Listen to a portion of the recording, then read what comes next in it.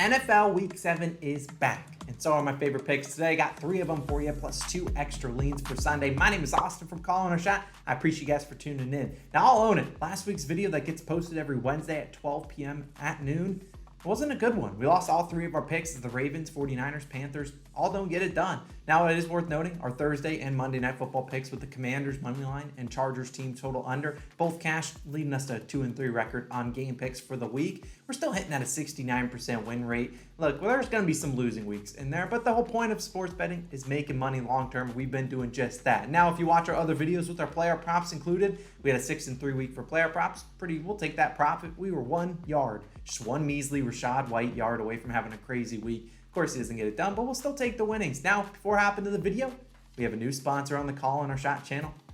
Roll it. This video is sponsored by Game Time. Do you like going to sporting events? So do I. But the hardest part can sometimes be finding a ticket. Well, thanks to Game Time, you no longer have that problem. Game Time is the perfect place to buy those tickets, whether it's to a sporting event, a concert, theater. Game Time has the lowest prices, the best deals, and it's super easy to use. You can even buy tickets up to 90 minutes after the event has even started. If you sign up using our link in the description, you will get $20 off your first purchase over $150. Thanks again to Game Time for sponsoring this video. Hopefully you guys all take the time, no pun intended, to check out Game Time, as that's where I'll be buying all my tickets. Let's hop into the first pick of the week. Going Chargers, Seahawks, taking the over 51 points, minus 107 on PointsBet. You don't see me take a lot of over-unders, but I do like this one. Now you look at both teams last week, actually scored 19 points exactly, both of them. You saw the Chargers on Monday Night Football versus the Broncos. Then you saw the Seahawks taking on the Cardinals, both getting big-time wins. And I expect both these offenses to heat back up this week. Now, the Seahawks defense hasn't been good all season long. They did have a good game last week against the Cardinals, but they were missing a lot of their running backs. Seahawks tied with the Browns for allowing the 2nd most points per game in the NFL. And not far behind them are the Chargers, whose defense, they got a lot of high acquisitions. J.C. Jackson got benched in the second half, or at least some of that game against the Broncos, and they're allowing the 7th most points per game in the NFL. Both teams giving up a ton of yards. Seattle allowing 410 yards per game, 3rd most. Chargers allowing 350, which is right around the middle, 15th in the NFL. Both teams on Sunday/Monday for the Chargers settled for 4 field goals, hence why they scored 19 points, a very random number to score. The Chargers just played the Broncos, who are number 1 in the NFL, limiting opposing red zone drives to touchdowns at like a 20% clip, way lower than any other team.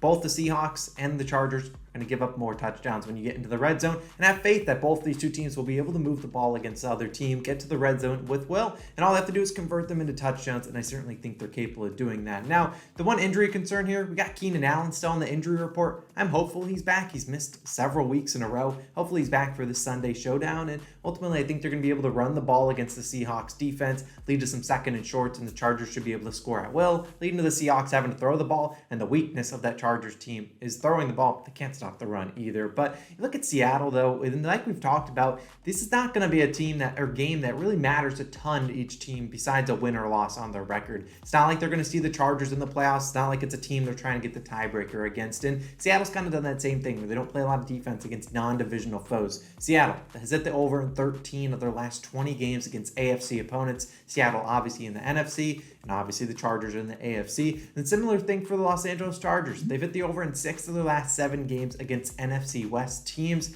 That's where the Seattle Seahawks are. And just, I think both these two teams are going to bounce back. I know they only scored 19 points each last week, going under in both their respective games. I think they soar over this one. Maybe we see a final score around like a 31-27 type game where we see 58 or more points scored. Give me the over 51 points as my first pick of the week. But moving on to my second pick, I'm going with the Browns, plus 6.5, minus 107 on PointsBet as they take on the Baltimore Ravens. Now, the Browns, I gotta call them a spade a spade. They've looked bad. They've lost 3 straight games, and that last one wasn't close. 38-15 beat down by the Patriots. The game was a little bit closer than that final score, as the Patriots did score 2 touchdowns in the 4th quarter towards the last couple minutes. And now you got a Ravens team that can't hold the lead. There's all these screenshots. They'll be up by 10, which we had the Ravens last week to win by 5.5. They're up by 10. They couldn't get it done, and they've been blowing leads, whether they win the game or still. They've been blowing leads, and I think the Browns can keep this one close. Now, the Ravens haven't lost back-to-back games this year, but majority of their games have been close. Then I think they can keep the Browns can keep this within 6.5 points. The last 3 games between these two teams, the Browns won the last one by 2. The Ravens won the previous 2 before that by 5 and 6 points. So the Browns were still covering this line, and I'm putting out an APB for the Browns defense. Where you been at? Because you've been stinking it up. They are allowing the second most points per game in the NFL, tied with the Seahawks like we talked about earlier, and they just have to show up in this game. And they just can't give up 30 or more points. And I think they can get that done. Now, since Stefanski took over back in 2020, Browns actually have lost 5 games by 20 plus points, the 5th one being that game on Sunday against the Patriots. In the previous 4, they bounced back and won the next week. They didn't just cover, they won outright the next game. While I'm not seeing the Browns come out here and win this game against the Ravens, it's a divisional game and I think they're going to show up. Now, the Baltimore's defense also has been struggling in terms of allowing a touchdown on red zone drives at a 68% clip. That's 7th worst in the NFL. The Browns, 10% lower at 58%. The Ravens also quick turnaround. They play Thursday night football against the Buccaneers. We'll have a separate video for that next week, but that's a quick turnaround. They could, overshadow this game with 2 divisional games coming up for the Browns against the Ravens and the Bengals the next 2 weeks. The Browns have to turn their season around. They have to do it. Whether or not they win or lose this game, I don't really care. Those 4 losses this year for the Browns have been by 1, 3, 2, and that 23 point. I don't think they're a team that gets blown out back-to-back weeks. I think they keep this within a touchdown. Give me the plus 6.5. This feels like more of a field goal game, maybe a Justin Tucker field goal to decide it. I like the Browns plus 6.5 points. Now for my final spread pick of the week, and then we'll talk about 2 leans. I know you guys aren't going to like this one. Take on the Jaguars, -3, -110 on FanDuel as a take on the Giants. Now, immediately you look at the line.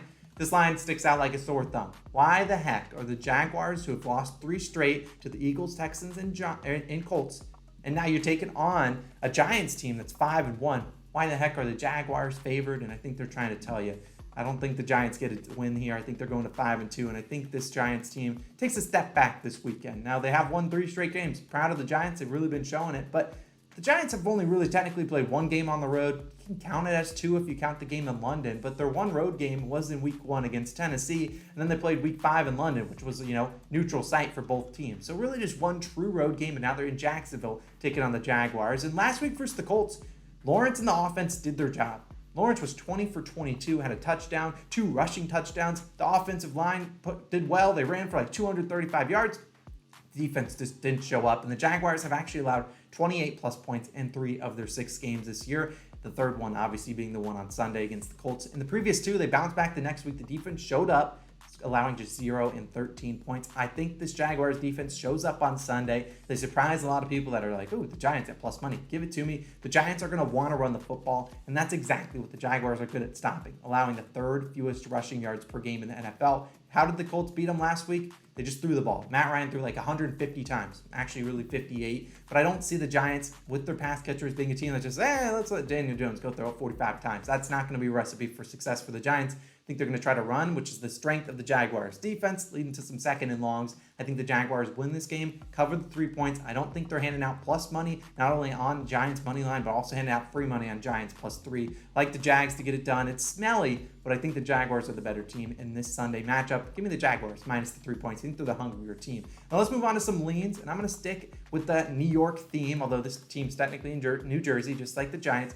And I like the New York Jets team total under this weekend. Now, I don't have a line. That's why it's not an official pick. And leans are, you do what you want with them. We're not going to track them towards our record, but hopefully they hit just because some people out there are still taking them. But I won't be putting any of my money on this. Now, New York Jets, they've been hot.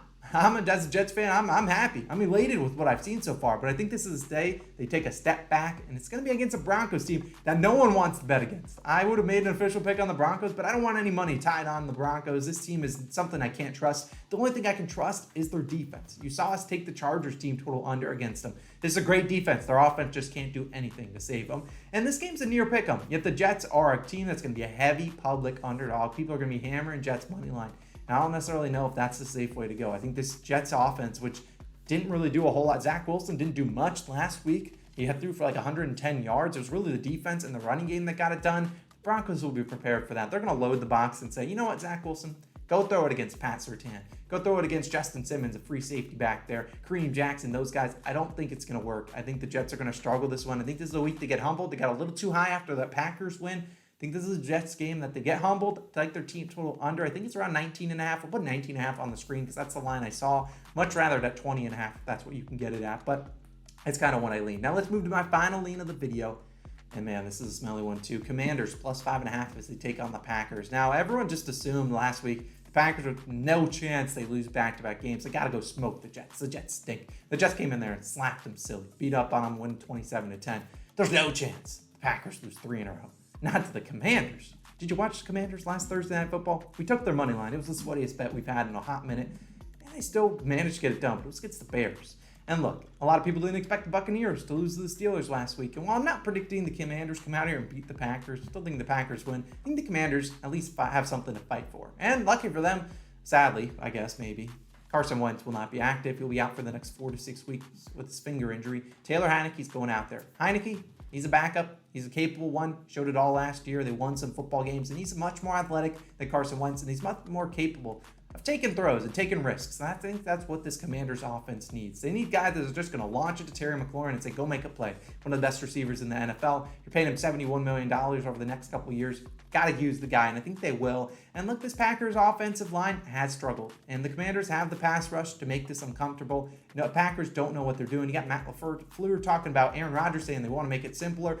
Who knows what's going to go down, but I think the Commanders, much more rest than the Packers team who just played on Sunday. The Commanders played last Thursday, and ultimately I think the Packers low on playmakers.